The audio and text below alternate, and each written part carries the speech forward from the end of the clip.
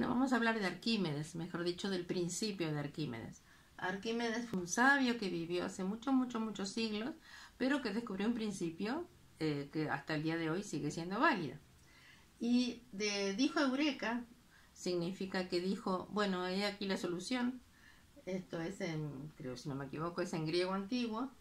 Pero esta historia la pueden leer en internet o en donde quieran leerla o que se las cuente a alguien que la conozca, que es divertida. Pero lo que importa es que el principio de Arquímedes se usa para estudiar la flotabilidad o no de un cuerpo en agua, o puede ser en el aire o en cualquier fluido que se quiera saber si flota. Y se refiere al empuje.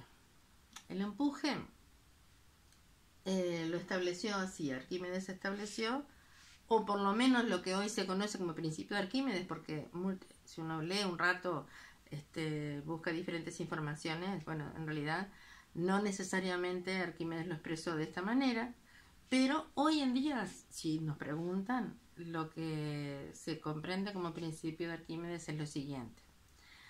Si un cuerpo se sumerge en un fluido, este cuerpo recibe un empuje igual al peso del líquido que desalojó. Es decir, si un fluido está con cierto nivel, como habíamos visto para el cálculo del volumen de un objeto irregular, y adentro de ese mismo fluido ponemos un objeto, el agua se va a desplazar un poquito.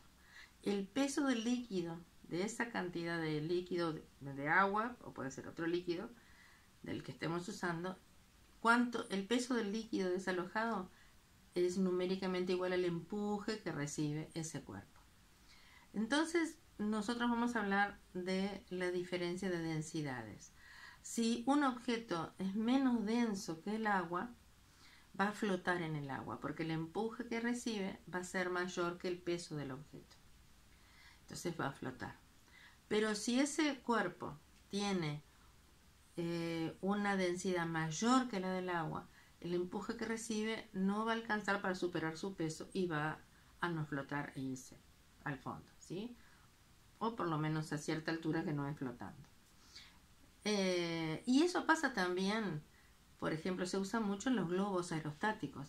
Los globos que andan por el aire y que llevan personas, que llevan un canasto donde van diferentes personas. Esos globos de muchos colores, que si bien es cierto que son arrastrados por el viento, la subida en sí, ¿sí?, se hace como tienen una cierta cantidad de aire que no va a modificarse, que se queda allí, la masa de aire se mantiene, pero el aire es calentado, ¿sí?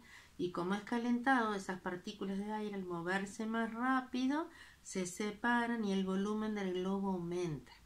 Si tengo una cierta masa de aire y ocupa un espacio más grande, quiere decir que la densidad disminuye. ¿Por qué?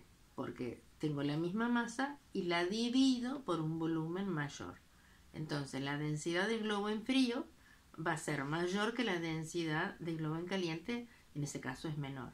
Entonces, como es menor, sube por el aire, ¿sí? Como la densidad es menor, en ese caso, ¿sí? ¿Y por qué tiene que ser así bien grande? Y bueno, también para desplazar una buena cantidad de aire que va a ser más denso que el propio aire que está en el globo. Y eso se aplica en muchas cosas. Por ejemplo, obviamente un barco que es de un material de acero, que es más denso que el agua, tiene que tener toda una zona de aire, ¿verdad?, para poder ser menos denso y entonces flotar.